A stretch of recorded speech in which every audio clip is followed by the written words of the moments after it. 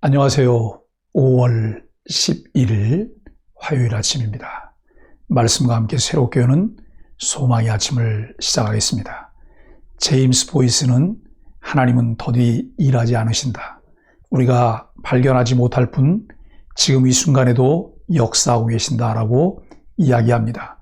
요한복음 11장 1절로 16절까지 말씀을 본문으로 말씀을 나누기를 원합니다.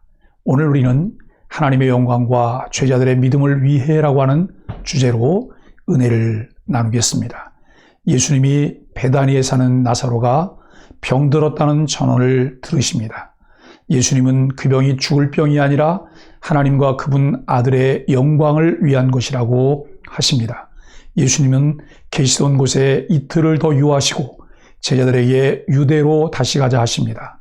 이는 나사로를 살리시고 제자들로 믿게 하시기 위함입니다. 요한복음을 묵상하며 유대인들이 예수님에 대한 적개심을 점차적으로 더욱 강하게 드러내고 있음을 볼 수 있습니다.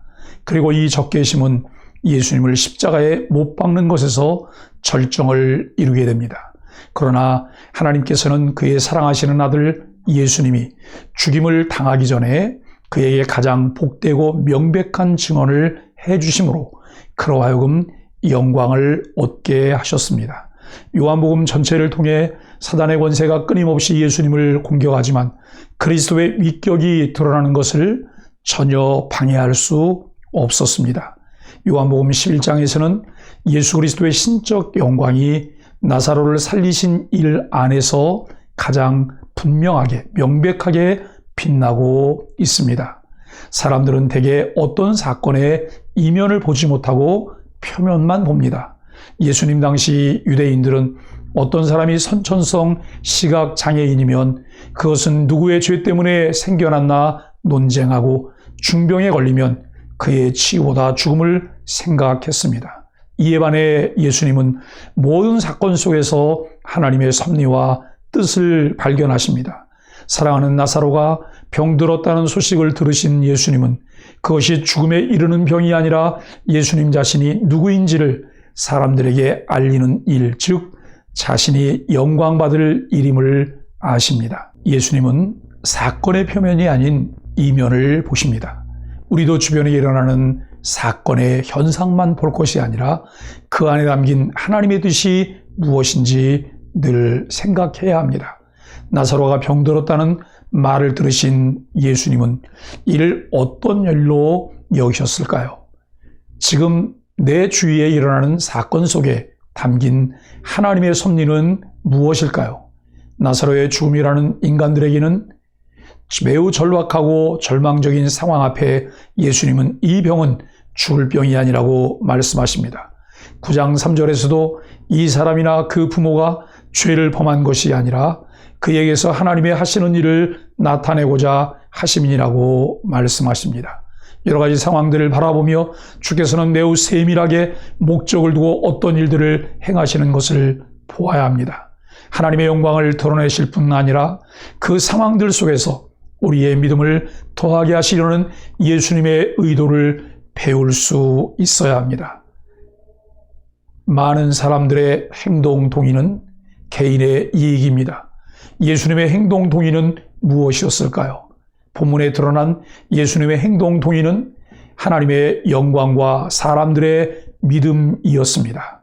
그래서 예수님은 제자들의 만류에도 불구하고 자신을 죽이려 한 사람들이 있는 유대 지역으로 기꺼이 다시 가십니다. 하나님이 함께 하시지 않는 시간을 상징하는 밤이 아니라 그분이 인도하시는 낮에 다니면 된다고 하시며 그곳으로 담대히 가십니다. 또 병든 나사로를 바로 고치러 가시지 않는데 그 이유는 죽은 그를 살려 자신이 인간의 생사를 주관하시는 창조자임을 계시하시고 제자들이 이를 믿도록 하기 위함입니다. 우리의 행동의 동인도 하나님의 영광이 되고 사람들이 깨닫고 주님께로 돌아오게 하는 것이어야 한다고 하는 것이죠. 예수님은 왜 나사로가 병들었다는 소식을 들으시고 곧바로 가지 않으셨을까요?